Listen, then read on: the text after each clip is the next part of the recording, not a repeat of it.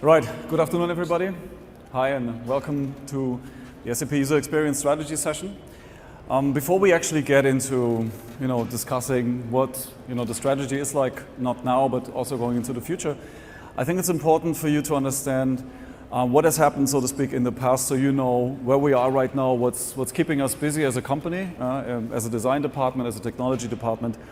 So let's go back a couple of years and understand what was one of the most important points in time when it comes to user experience strategy. 2013, when Fiori was announced for the first time, it was a reaction to a changing market demand. If you remember what the time was like, right after the iPhone was announced in 2008, things had dramatically changed for most end users. I remember very vividly, I was in Paris for a few weeks back in 2006, and if you stepped on a metro back then, on a subway, basically all the folks were reading books or magazines, and this is how they sort of spent their time. So the iPhone came out, and that really had a massive impact. In 2011, I was back in Paris, and sure enough, if you go on a metro, then everyone is just looking at their smartphones, right? And so if you imagine what this means for an IT company like SAP, that's just a massive demand all of a sudden to invest into this direction. And at the time we were sort of lucky because the development of SAP UI5 had started in 2010. So we had by 2012 roughly a mature enough framework with which we could work on providing mobile first applications. So when Fiori was announced in 2013, we had some technology available to really be responsive, to be mobile first, to run on all these device types and not like in the past only on desktop, right? So that was a big impact for us. And then when you go forward in time, 2 years, 3 years, Fiori 2 came out, and Fiori 2 was evolving the concept of Fiori, changing it a bit, refreshing the theme, bringing in new capabilities in the Fiori Launchpad space. So a lot of innovation happened in that time. And it's only been about 2 to 3 years since we worked on these concepts, but now we face a whole new set of challenges, right? And it's important to understand what has really happened. For once, the technology changed. We have artificial intelligence, machine learning as topics that come up now, and somehow they need to find a place in the designs, right? But the bigger challenge for SAP really was that over the course of the last roughly 10 years, we acquired a lot of companies, as you know, right? SuccessFactors, Ariba, Concur, Fieldglass, recently Qualtrics, you name it, right? And if you look at the situation in these companies, they obviously have technology stacks that have been established for sometimes close to 20 years. They have design concepts and an idea about how designs should look like that they have all, let's say, locally created over the years. And so the big challenge is, when you look at what's driving us these days, the intelligent enterprise, is how do we bring all of this together, right? How do we work with these groups to understand, can we align on a common design? Can we align on technology? And this is what we're going to cover in today's session. So, from a design point of view, Alex, why don't you tell us a little bit about what really went into Fiori 3? What is it all about? Thank you, Frederic. As always, we have the famous disclaimer. So Fiori 3 is a design system which evolved from Fiori 1, 2, 3, pretty simple. The difference between 1 and 2 and 3 is at Fiori 3, the first time we did this together with other LOBs, with other design representatives across SAP. This means this was a joint effort to create a design system for the entire company, which means with SAP Fiori 3, we have a design system for the entire SAP portfolio and not only for parts of it.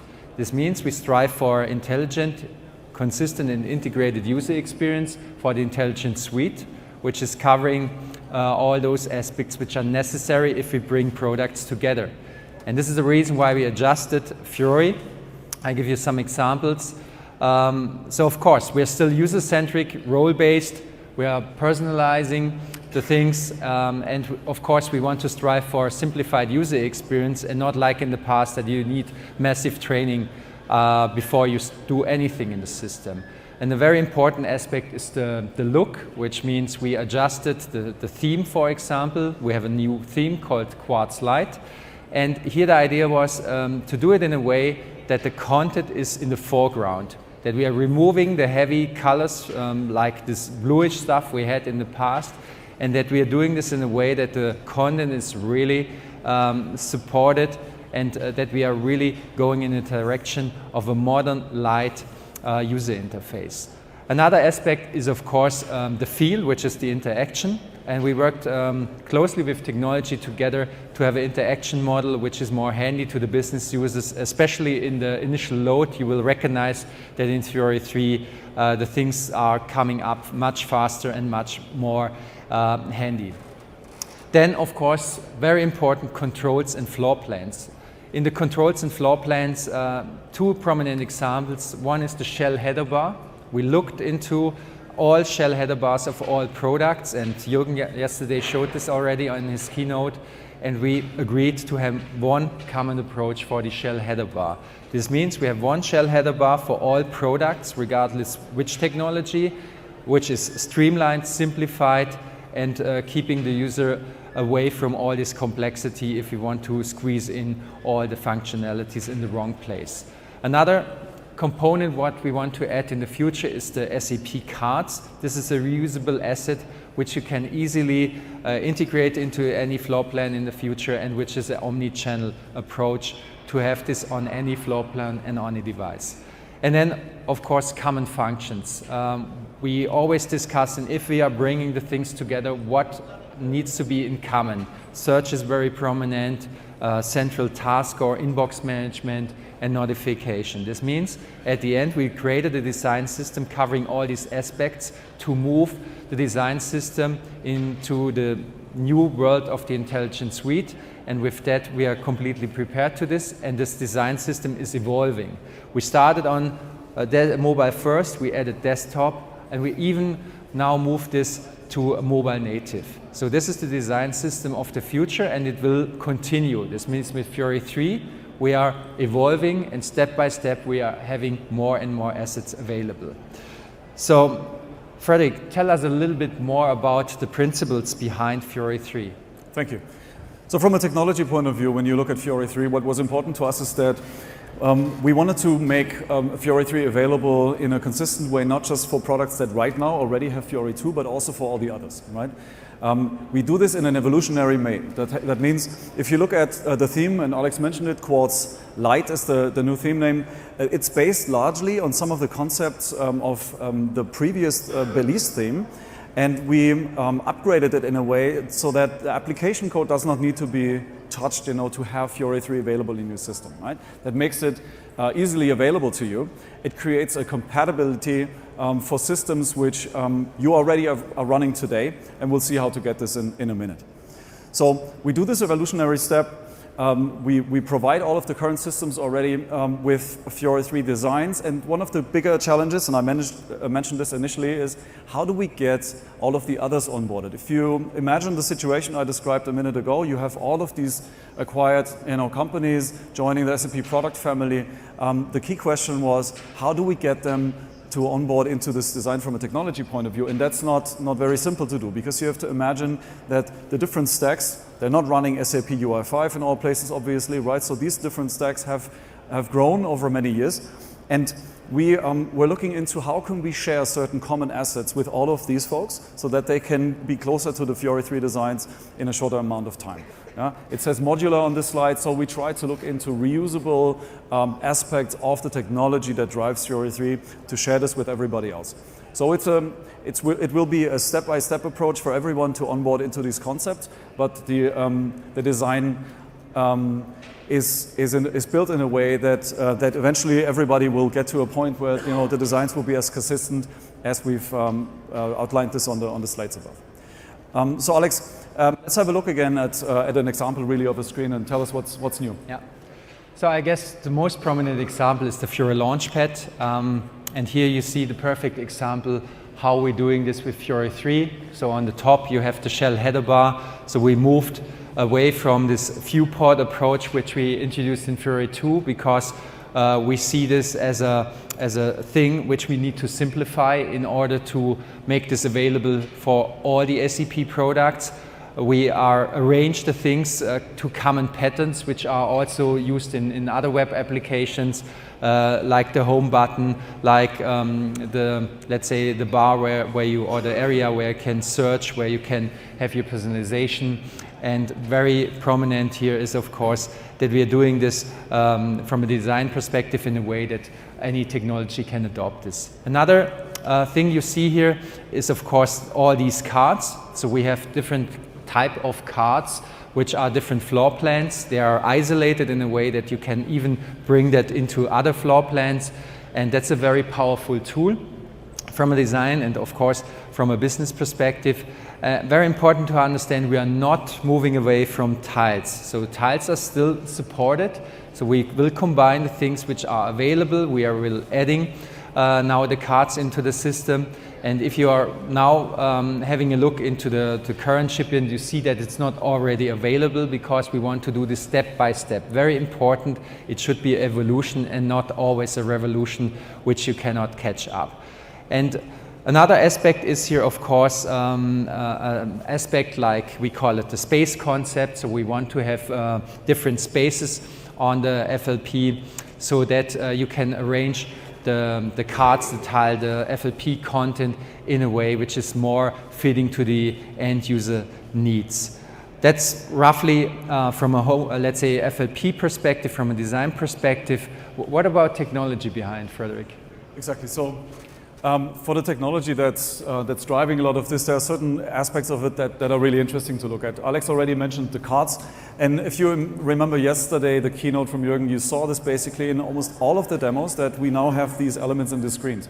Right? And the reason for this was that, as Alex mentioned previously, with the tiles, with KPIs and the application launch mechanisms behind this, we were sort of limited in what we could do in terms of integrating content from different systems. Now with the intelligent enterprise, this becomes more and more critical, that we can show from all of the different systems data in a common place.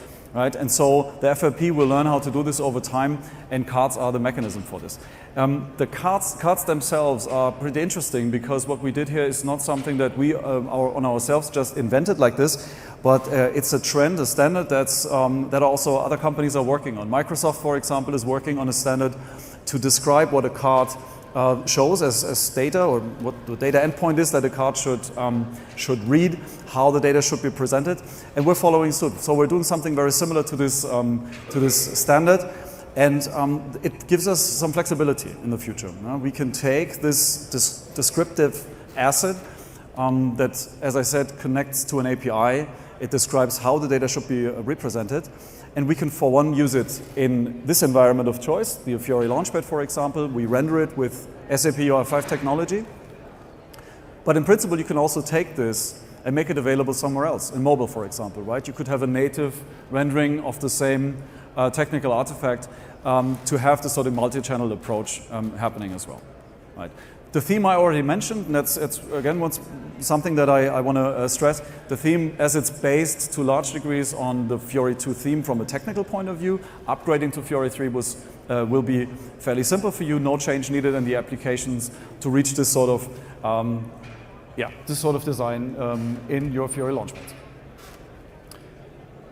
Okay, then let's go one step further. We also want to talk to you about when and how you can actually get Fiori 3.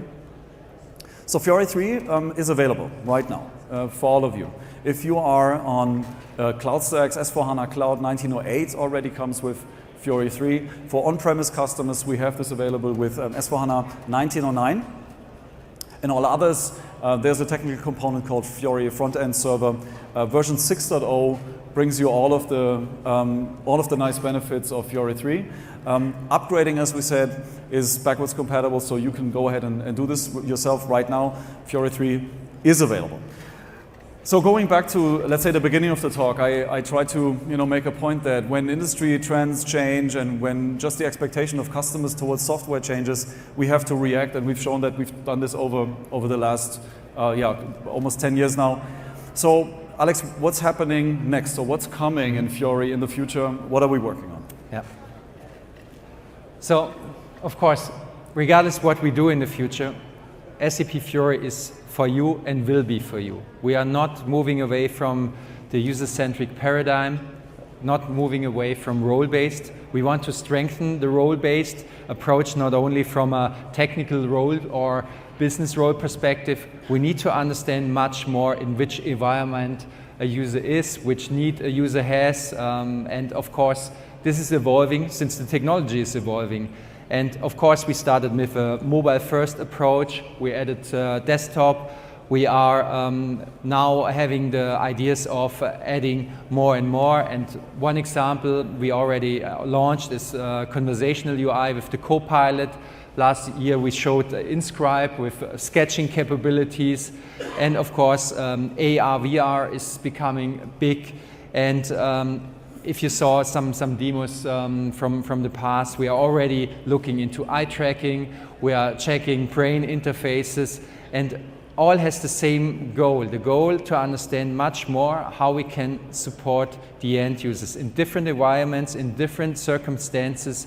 Is an end user in a good mood, in a bad mood, in a coal mine, in an office, or on an oil platform, and with that bringing the end user the best technology at hand to do their business. Very important. This means we will evolve, we will test, and if you want to have an idea how this looks like, just go to the UX booth and you will find here some brain interface exercise where we really checking your cognitive load with some exercises, pretty simple exercises, but it's astonishing what is the result.